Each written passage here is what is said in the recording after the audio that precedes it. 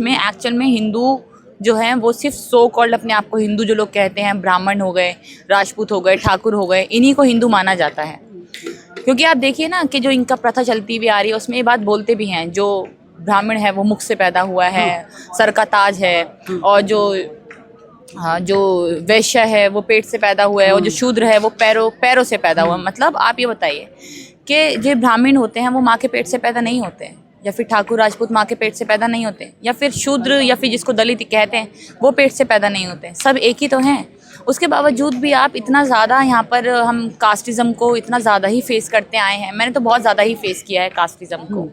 और आप दिल्ली में रहकर, मैं दिल्ली में रहकर पढ़ी हूँ, लिखी हूँ, एक अच्छी जगह से पढ़ी हूँ, एक अच्छी शिक्षा मैंने प्राप्त की है, उसके बावजूद भी अगर आपको कास्टिज़म फेस करना पड़े तो आप ये सोचिए गाँव जो देहात हैं वहाँ पर कितना ज़्यादा ही कास्टिज़म होगा आज भी।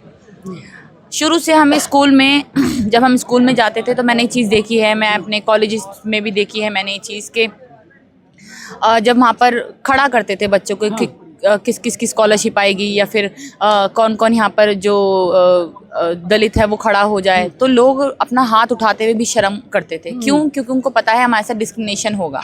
उनको इस बात से शर्म नहीं आती कि हम दलित हैं, इस बात से उनको लगता था, उनको डर लगता है कि आज हम हाथ उठाएंगे और बोलेंगे कि हाँ हम दलित हैं, हमारी या हम SC ST OBC में आते हैं, वो वाले बच्चे हैं हम, तो हमारे साथ डिस्क्रिमिनेशन होगा, दूसरे लोग हमसे खाना नहीं खाएंगे हमारे साथ।